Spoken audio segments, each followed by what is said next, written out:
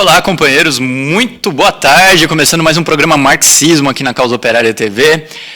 Sejam muito bem-vindos, vocês todos que estão nos assistindo, que já estão participando aqui do nosso chat.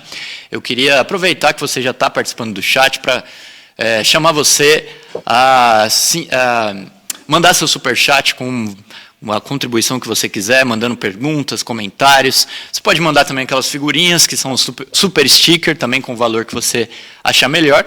E tem outra maneira de contribuir financeiramente com a gente, que é sendo membro assinante do canal. Então, tudo isso você contribui com a gente e fortalece a Causa Operária TV. E não deixe, logicamente, de se inscrever no canal, de curtir o vídeo e de compartilhar com seus contatos aí o nosso link 24 horas da Causa Operária TV, o nosso programa que estará na nossa playlist do marxismo, assim que terminar a transmissão ao vivo desse marxismo, que hoje é mais um programa sobre o Lenin, falando aí sobre bolchevismo e eleições, tema, além de teórico, importantíssimo, também bastante atual.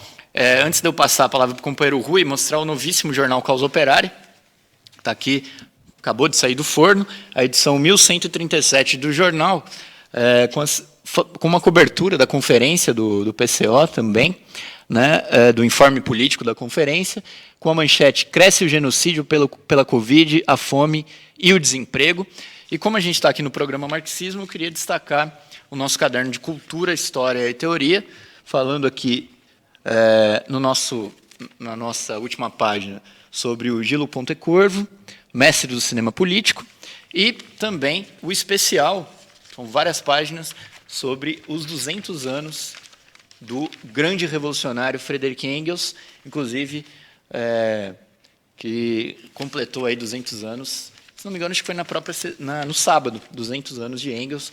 Também aqui você encontra mais uma série de matérias sobre o Engels no nosso caderno de Cultura, História e Teoria. Também mostrar aqui os produtos da loja do PCO, que você conhece. Aqui o especial dos 80 anos da morte do Trotsky, né? Esse aqui é o ímã de geladeira, esse aqui é o abridor de garrafa, essa daqui é a caneca de chopp e cerveja, para você adquirir. Essa aqui é a garrafinha, para você manter a sua água aí sempre fresquinha. E outros produtos você também pode encontrar na loja do PCO.com. Tem livros, chaveiros, camisetas, bottoms, posters, tudo isso você encontra na nossa loja do PCO.com. Você compra pela internet, você pode fazer uma visita também nas nossas sedes, que você encontra uma parte desses materiais, inclusive aqui em São Paulo, na livraria do PCO. Bom, eu vou passar então a palavra para o companheiro Rui, para a gente começar mais esse marxismo. Depois, como é tradicional, a gente retorna aqui para ler as perguntas e os comentários dos companheiros que estão nos assistindo. Boa tarde, Rui. Boa tarde, Henrique. Boa tarde a todos os companheiros. Nós estamos dando continuidade hoje à série de exposições sobre a trajetória do grande revolucionário russo Vladimir Lenin. Um tema que é fundamental para todos aqueles que querem efetivamente levar adiante, né, ter uma compreensão do marxismo de um ponto de vista concreto, ou seja, do ponto de vista da luta revolucionária, e temos que lembrar que as ideias e a luta política travada por Lenin é um verdadeiro manual da política revolucionária, né? Bom, na exposição passada, de número 11, nós vimos aí vemos brevemente, lógico, as posições de Lenin sobre a Revolução de 1905. Né? Uma revolução que, apesar da sua gigantesca importância política, principalmente no momento em que ela aconteceu, teve um impacto muito grande na Europa e no mundo todo, mas acabou, como é natural, sendo ofuscada pela Revolução de 1917. A Revolução de 1917, que foi digamos assim, a realização até o fim da Revolução de 1905, acabou deixando a Revolução de 1905 como apenas um ensaio. No entanto, né,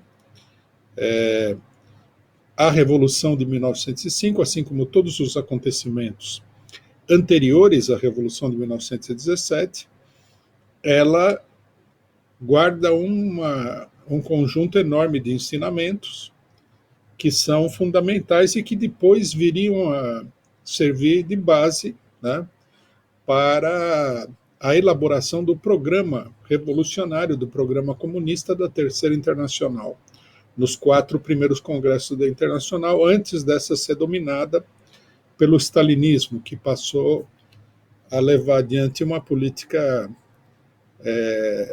cada vez mais contra-revolucionária. Nesse programa aqui, o que nós vamos tratar é de uma breve experiência, porém muito importante, do Partido Bolchevique em relação à atividade parlamentar, atividade eleitoral, né?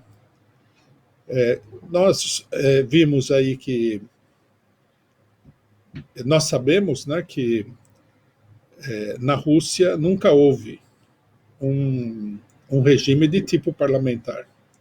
O regime autocrático, ele deu lugar a um breve período de transição de 8 meses e acabou com a conquista da ditadura do proletariado. Nunca houve efetivamente um regime parlamentar. No entanto, né, isso aí não impede que a experiência parlamentar do Partido Bolchevique, que é uma experiência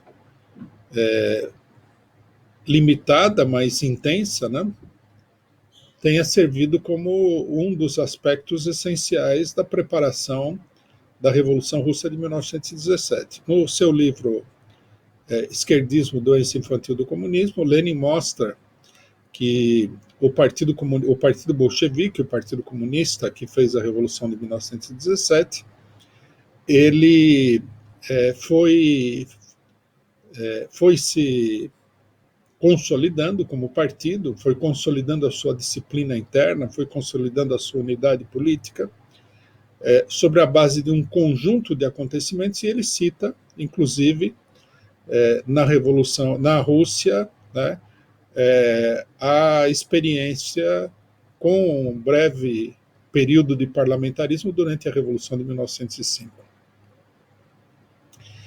Primeira coisa que nós temos a dizer sobre a questão eleitoral e parlamentar na Revolução de 1905, né, é meio que uma obviedade, mas é importante dizer devido ao estado em que o debate político se encontra no Brasil nesse momento, né?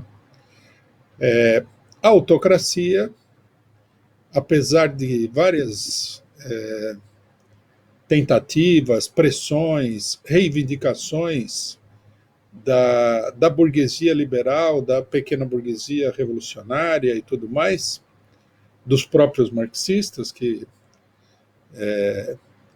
levantavam como uma das suas reivindicações a democracia burguesa, né? A plena democracia burguesa, a autocracia nunca foi capaz de dar ao regime monárquico um aspecto constitucional, né? Houve uma série de tentativas de criar uma fachada de tipo constitucional, mas isso daí nunca progrediu, né? As forças reacionárias que apoiavam a monarquia, a aristocracia, os senhores feudais e tudo mais, sempre se opuseram e sempre abortaram todas as tentativas que efetivamente chegaram a acontecer, né, no reinado de Alexandre II, o chamado Czar Libertador. Houve um esboço de constitucionalismo, tudo bem que era um constitucionalismo em grande medida apenas de fachada, né? Mas essa tentativa ela foi completamente abortada, tá? Apesar da enorme pressão social que havia para essa situação, e deu lugar, né, a um fechamento, a um endurecimento da autocracia nos governos de Alexandre III e Nicolau II, o czar que foi derrubado pela Revolução Russa. Com a Revolução Russa de 1905, a autocracia faz uma nova tentativa de criar um regime de aparência constitucional, mas é uma tentativa mistificadora. Ela, na realidade, a autocracia, o czar, não tem a menor intenção de criar um regime de monarquia constitucional. O que ele procura, né, depois do crescimento da Revolução, né, que vai atingir o seu ápice no final de 1905, no final do ano de 1905, o que ele procura é criar mecanismos para cooptar a burguesia liberal, né, setores da burguesia liberal, a esquerda, e, de um certo modo, dar uma satisfação à população, mas sem abrir mão dos poderes legais da autocracia. Com esse intuito, né, quando a monarquia percebe que a situação está escapando do controle, ela publica, né, o czar publica em 1905, em 17 de outubro, o famoso Manifesto de Outubro, né, onde ele promete aí uma série de liberdades públicas, né, nesse manifesto. Naquele momento, Trotsky, que é o presidente do Soviete de Petrogrado, ele responde a esse manifesto da seguinte maneira. Vou ler aqui um trecho para vocês. Nos dão a liberdade de reunião, mas as reuniões são impedidas pela tropa. Nos dão a liberdade de palavra, mas a censura continua intacta. Nos dão a liberdade de ensino, mas as universidades são ocupadas pela polícia. Nos dão a inviolabilidade da pessoa, mas as prisões estão lotadas. Nos dão VIT, mas Trepov continua. VIT, no caso, seria o ministro, né, do czar, que é escolhido, primeiro-ministro, que é escolhido para levar adiante essa política de aparência liberal. E Trepov era um conhecido chefe da polícia, né, conhecido pela sua brutalidade. Nos dão uma constituição, mas a autocracia continua. Nos dão tudo, e nós não temos nada. Essa é a caracterização que Trotsky faz, né, do manifesto do czar, mostrando, né, como líder operário, como líder das organizações operárias, principal líder, que o manifesto de 17 de outubro era uma aparência de liberdade e não a verdadeira liberdade. Inclusive, Trotsky, como é característico dele, faz no Soviet um gesto dramático e rasga o manifesto depois que ele lê o manifesto e critica, ele rasga o manifesto e fala assim: nós rejeitamos essa liberdade de papel. Bom, isso daí dá lugar a toda uma discussão no interior das forças oposicionistas, né? Porque o czar convoca efetivamente uma Duma, né? Nome russo para o parlamento, nome tradicional para o parlamento. Convoca uma Duma, chama eleições, né, e chama todos a participar. As eleições, evidentemente, são muito limitadas, e a Duma não tem poder nenhum, ela é uma organização consultiva. Quer dizer, é apenas uma aparência mesmo de constitucionalismo, de parlamentarismo.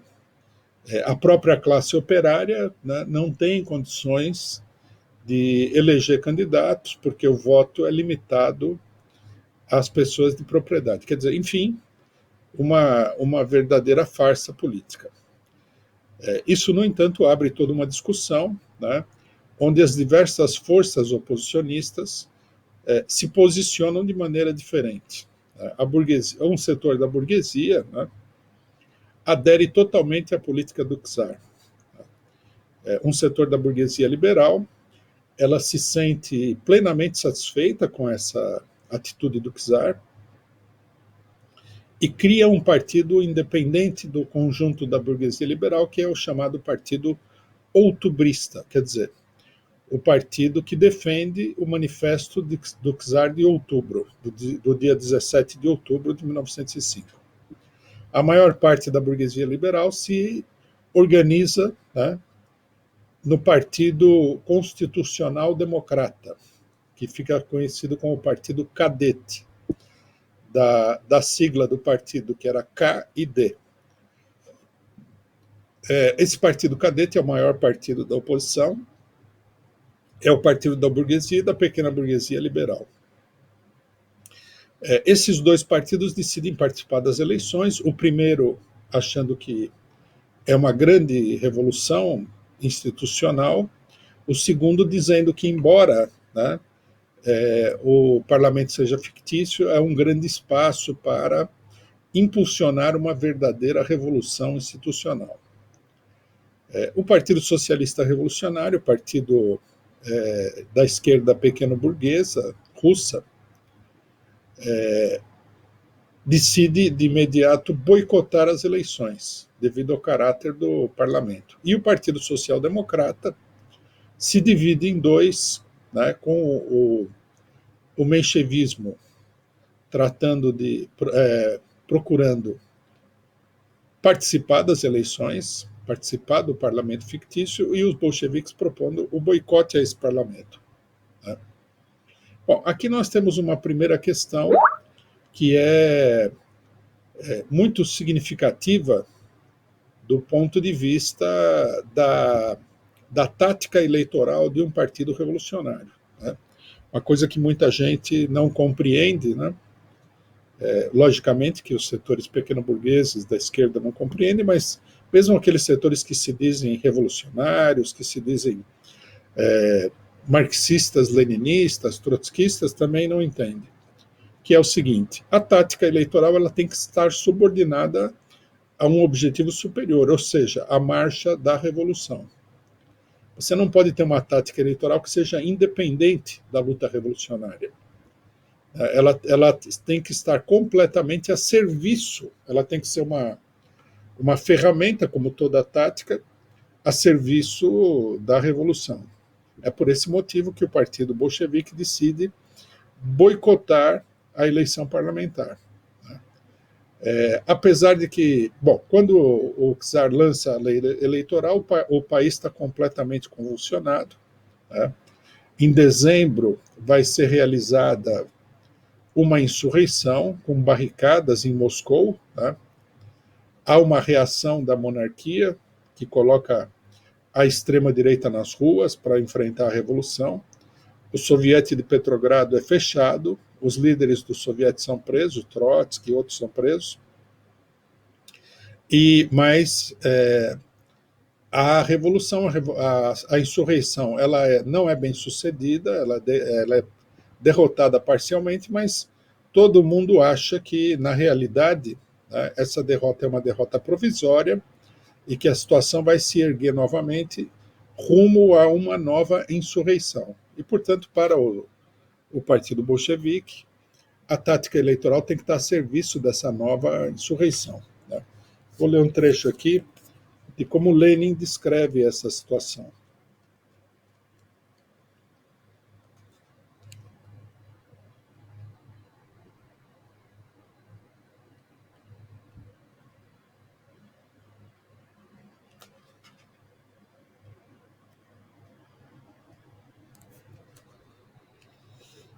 Só um instantinho.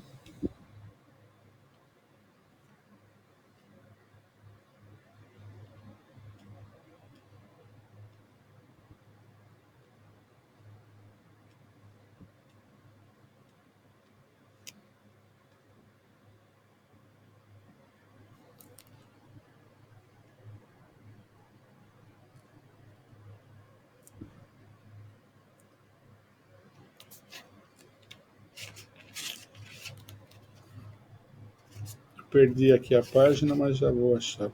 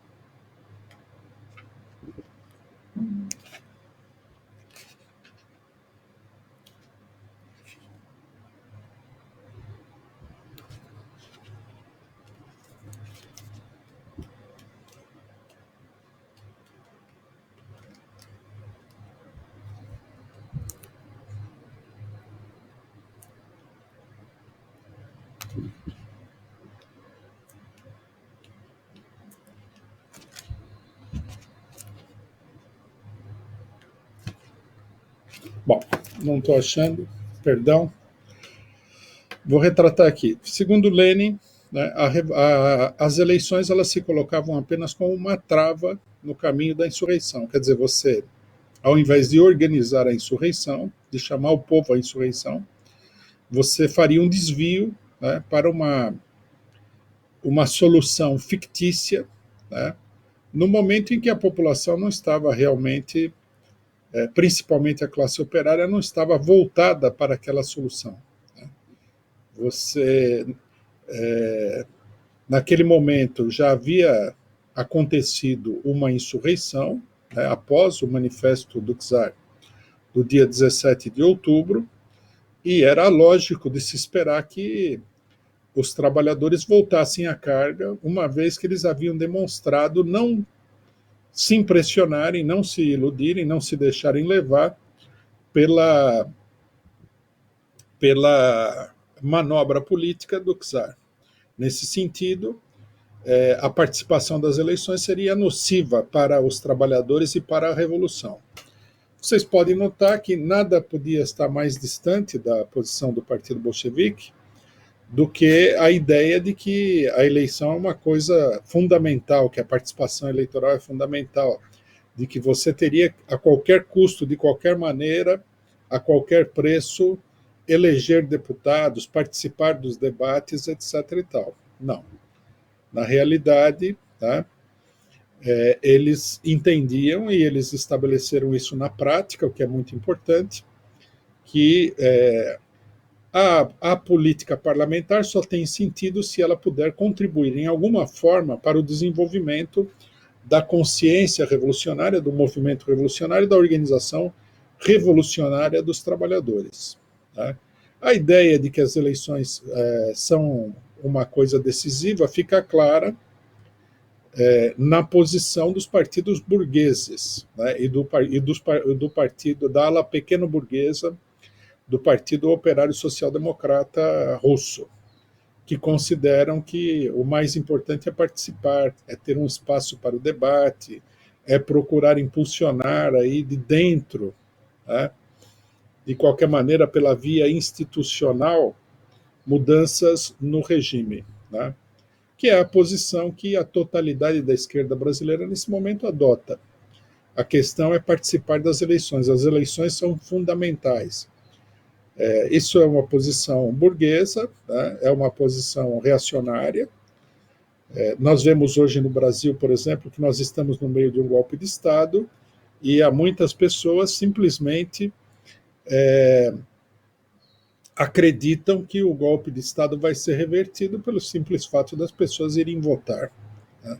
Como se a eleição tivesse um poder mágico, o que é uma coisa totalmente sem sentido. Bom, realizaram-se as eleições, a maioria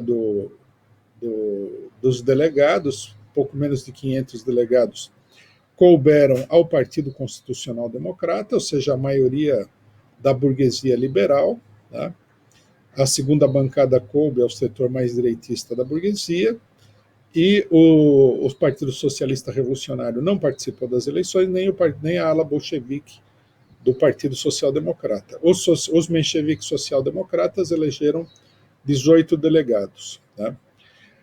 A campanha do Partido Bolchevique em favor do boicote às eleições e da insurreição armada, né, teve um efeito bastante grande, levou à mobilização de vários setores camponeses, mas a classe operária já, apesar de realizar várias mobilizações parciais, na realidade já não conseguiria promover uma nova onda insurrecional na Rússia.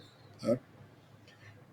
A Duma se reúne no mês de abril e maio, e com 2 meses de existência, o czar vai fechar a Assembleia, mostrando efetivamente que essa Assembleia não tinha efetivamente nenhuma importância política maior, né? Confirmando assim a tática do Partido Bolchevique. A Revolução Russa, ela, apesar de estar em declínio nesse momento, né, ela vai ainda se expressar através de uma quantidade muito grande de manifestações até 2017, quando ela se encerra definitivamente, né? Em 2017, o czar vai convocar uma nova Duma, né? E nessa nova Duma, já convocada no declínio da mobilização operária, o Partido Bolchevique decide participar, né? Adotando não uma tática diferente, mas uma orientação concreta oposta à anterior no que diz respeito à participação. Por que que eles decidem, né, na segunda Duma, participar? Porque já a revolução está em declínio e a participação nas eleições, né, eventualmente algum debate parlamentar, pode ajudar, né, a organizar uma classe operária que está se dispersando, que está em condições difíceis. Logicamente que não há, né, na segunda Duma uma política que diz que a primeira intervenção de boicote tenha sido errada, muito pelo contrário, né? Mostra apenas a flexibilidade política do bolchevismo, ou seja, do próprio Lenin, na aplicação da tática eleitoral, né? Cuja essência é, como eu disse anteriormente, a essência dessa tática eleitoral é justamente a de subordinar a participação eleitoral às necessidades da organização do proletariado para a revolução em todas as etapas, né, em que essa preparação se encontra. Se você tem uma etapa de refluxo, a aplicação dessa tática adquire uma forma concreta A. Se você tem uma etapa de ascenso, adquire uma forma B, mas a tática permanece a mesma. Quer dizer, o parlamentarismo não é um meio de modificar a sociedade que nós existimos, né? O parlamento, o parlamento e as instituições representativas, elas expressam o poder da burguesia. Não é por aí que a classe operária e a população oprimida e explorada vai conseguir nenhum resultado. O resultado terá que vir, né, da sua própria mobilização, da revolução, da insurreição armada e do estabelecimento do poder operário. Com base nessas considerações sobre a política bolchevique, nós temos um parâmetro claro para julgar o quanto é anti-operário e contra-revolucionário o que faz a esquerda brasileira e, numa certa medida, a esquerda mundial nas eleições, sacrificando todos os princípios políticos, sacrificando todo o programa, em alguns casos sacrificando até a sua aparência de esquerdistas para conseguir um cargo no parlamento. Esse cargo no parlamento não vai resolver absolutamente nada, de um ponto de vista logicamente profundo, tá? É apenas uma participação num jogo que é completamente dominado pela burguesia, onde a burguesia logicamente vai dar a possibilidade de que se faça uma coisinha aqui, uma coisinha ali, mas nenhuma mudança substancial, essencial, né, ou mesmo significativa no regime político. No final das contas, esse tipo de participação eleitoral é uma participação eleitoral que apenas contribui para manter e para consolidar o regime político burguês. No caso brasileiro atual, né, em que nós estamos em um regime que não é um verdadeiro regime representativo, nunca foi, né, mas que caminha já de uma maneira mais clara para um fechamento político, né, para uma restrição que pode ser muito profunda dos direitos individuais, dos direitos políticos. Se trata de uma colaboração com esse processo. No final das contas, né, a grande diferença entre a tática política eleitoral do Partido Revolucionário, do bolchevismo, dos marxistas e da pequena burguesia é a de que, para a pequena burguesia, né, a tática eleitoral é uma maneira de participação no regime político burguês, né? uma participação onde a pequena burguesia procura inserir alguns dos seus pequenos interesses, mas ela não consegue fazer isso daí, né, através dessas instituições. E acaba se transformando apenas num instrumento, numa ferramenta que contribui para atrelar as massas às ilusões do regime representativo. Enquanto que os marxistas procuram, a todo momento, né, usar as eleições para destruir essas ilusões das massas, para organizar o proletariado em forma independente, tanto da burguesia como da pequena burguesia, né, caminhando sempre, né, de acordo com a estratégia da tomada do poder e do estabelecimento do poder da classe operária. Ou seja, a tática política de um partido revolucionário, ela tem que estar completamente em harmonia, tem que ser completamente coerente, estar subordinada à sua estratégia política. Um partido que se apresenta com uma estratégia política A e uma tática política B, que contraria a sua estratégia, na verdade perdeu o rumo estratégico e está sendo levado a se adaptar ao regime político por meio de ações políticas parciais. Henrique. Bom, vamos lá então. Alguns companheiros, dois companheiros estão falando que está sem som, mas o som está normal. Eu pedi para os companheiros dar uma atualizada aí, que eu acho que resolve, mas a maioria do pessoal está falando que está normal. Para mim, aqui eu testei, estava normal. Bom, eu queria, antes de fazer a primeira pergunta, lembrar, né, que amanhã tem Análise Política na TV 247 com o companheiro Rui. A gente transmite simultaneamente aqui às 16 horas ao vivo, aqui na Causa Operária TV, né, com a transmissão simultânea. O companheiro Rui também está todas as sextas na Análise Internacional, ao vivo às 14 horas, e a Análise Internacional é retransmitida todos os domingos na TV 247. E aos sábados, a Análise Política da Semana, às 11h30 da manhã, todo sábado. E lembrando que toda quinta também o companheiro Rui está na live das 5 na TV do DCM. Bom, a primeira coisa, agradecer aqui os companheiros. Sou eu que mandou o seu super chat, muito obrigado. O companheiro Ernesto Abdala Filho, que mandou seu super sticker, muito obrigado também pela contribuição, companheiros. A primeira pergunta é do Santo Lula. Rui, por quanto tempo o desenvolvimento do Partido Bolchevique atuou até que o czar se desse conta de que corria sérios riscos de se extinguir? Eu acho que a coisa está mal colocada, né? A monarquia russa era um anacronismo já no começo do século XIX.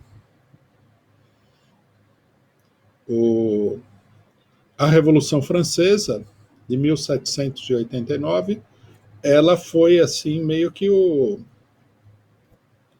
dobre de finados aí anunciou, né, a morte da autocracia, dos regimes feudais e tudo mais. Logicamente, né, isso é muito característico, nenhuma ordem social ela abandona o terreno espontaneamente, de boa vontade. Ela sempre opõe uma enorme resistência. E a autocracia russa foi, digamos assim, a que opôs a maior resistência de todas, transformando-se numa coisa verdadeiramente anacrônica no cenário político europeu, né? Enquanto que todos os países evoluíam ou para a república ou para a monarquia constitucional,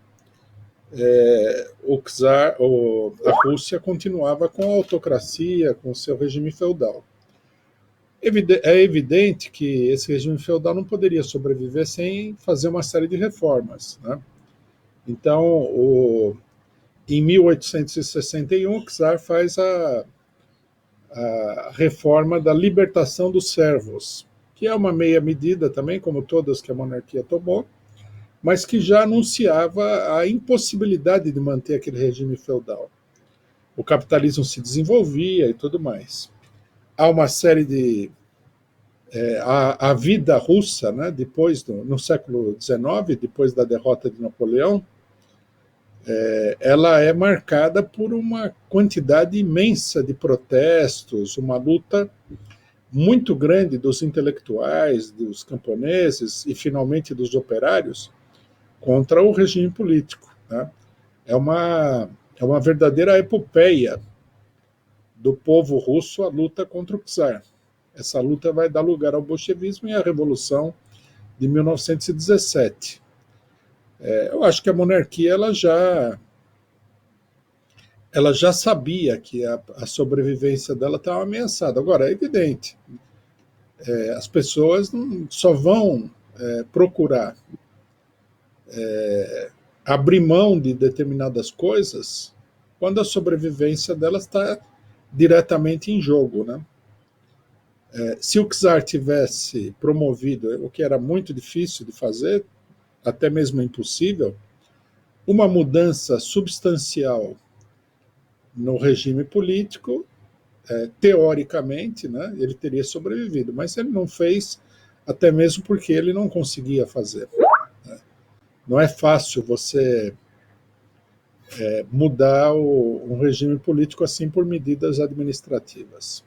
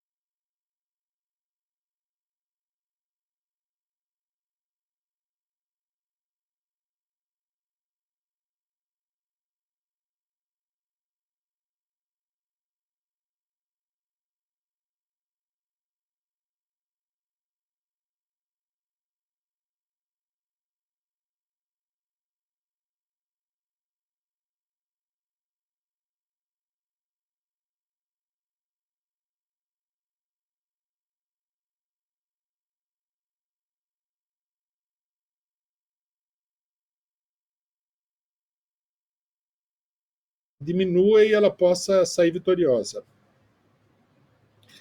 Nesse caso, é um esvaziamento do regime político, só que provocado pela própria burguesia. Vamos supor que você tem uma eleição muito antidemocrática, dois candidatos que, no fundo, representam basicamente a mesma coisa, o povo está insatisfeito, não vai votar. Isso daí representa um esvaziamento do regime político, mas é um esvaziamento mais ativo, mais consciente. Essa segunda situação aconteceu no final da ditadura, quando a ditadura começa a entrar em crise. O número de votos nulos e brancos, ele não tinha abstenção porque a multa era maior, etc. e tal, tinha muito pouca abstenção. O número de votos nulos e brancos é muito grande. Isso expressava uma oposição popular à ditadura. Quer dizer, tudo é preciso ser interpretado, né? Por exemplo, nós temos aqui, nesse momento, um dado muito importante. Em São Paulo, 45%, 40% aproximadamente, 41% para ser exato, dos paulistanos não votaram em ninguém. Nem no glorioso Bruno Covas, nem no glorioso amigo do Bruno Covas, o Boulos. Isso daí é um sinal que tem que ser. 41% é muita gente mesmo. Tá? Inclusive desmente toda a propaganda da burguesia de que o Boulos é um grande fenômeno e tudo mais.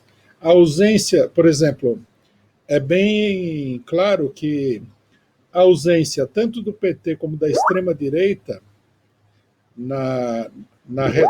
no segundo turno promoveu um esvaziamento da eleição. É um indicativo, é uma indicação para todo mundo de que essa política de carregar a eleição para o centro, né, ou seja, para a direita, foi o que eles fizeram em São Paulo, excluindo o PT, isolando a extrema-direita, ela não está sendo muito bem sucedida, porque eles não têm esse eleitorado, né? O Boulos ainda conseguiu enganar um pouco uma parte da população se passando por esquerdista, mas se fosse uma outro tipo de pessoa, sei lá, um PSB, um PDT, era capaz que a abstenção fosse ainda maior. Porque uma parte do PT votou no Boulos.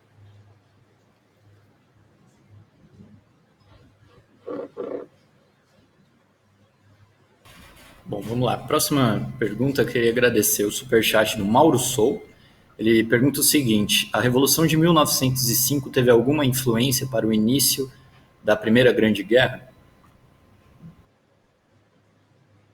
Bom, antes da Primeira Guerra Mundial, houve vários acontecimentos que meio que prenunciavam a guerra. Né? Sempre que você tem um grande acontecimento, ele se expressa, é que nem, digamos assim, o funcionamento do processo histórico é que nem igual a você ferver uma chaleira d'água, né? Ela não, você não coloca ela no fogo e ela começa a ferver. Ela vai devagarinho, né?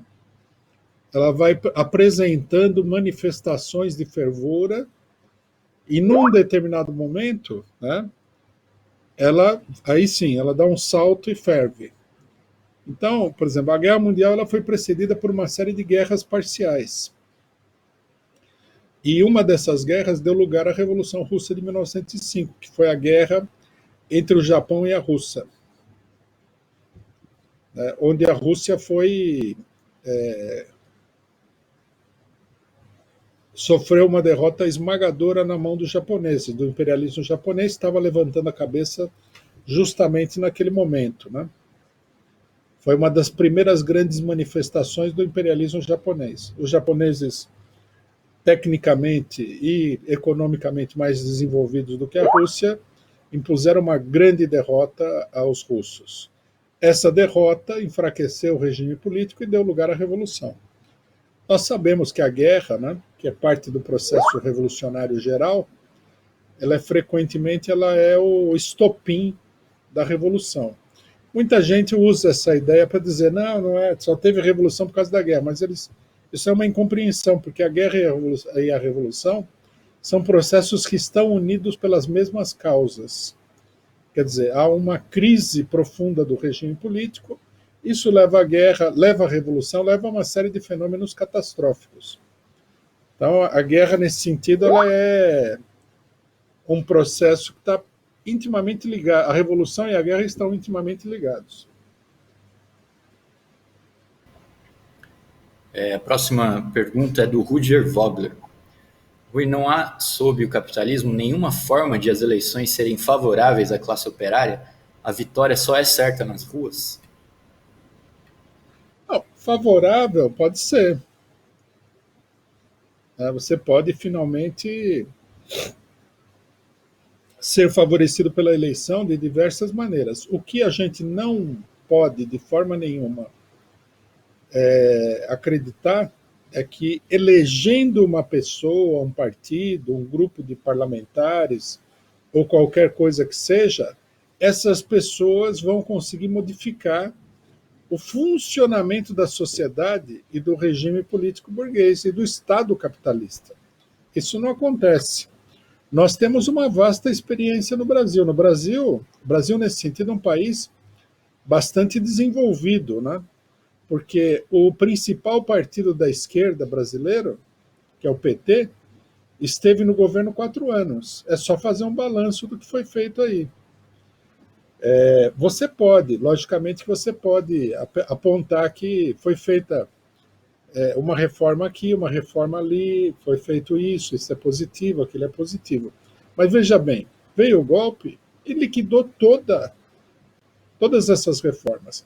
E essas reformas que foram feitas, nenhuma delas mudou a estrutura, né, os componentes fundamentais do regime político, que se mantiveram os mesmos. Os capitalistas continuaram explorando, a população continuou paupérrima, superexplorada, massacrada, violenta.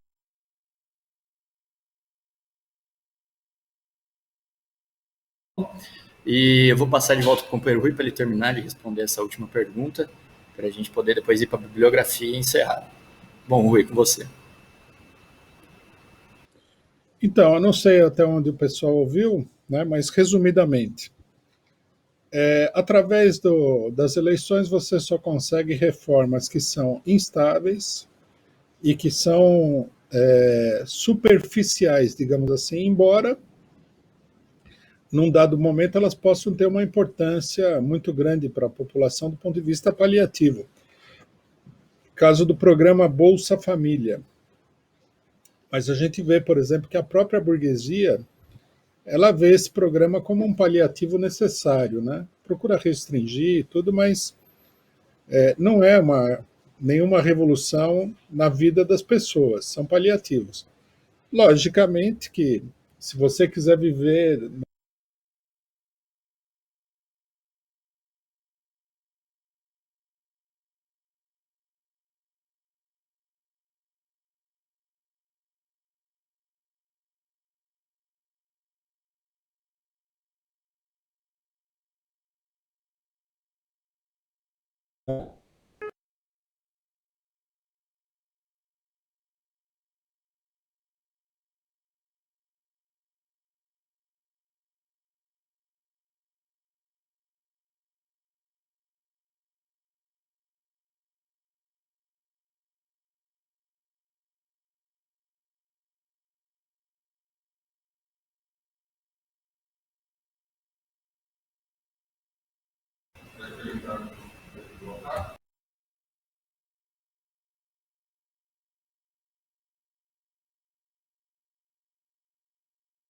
Olá, companheiros. O companheiro Rui deu uma travada agora.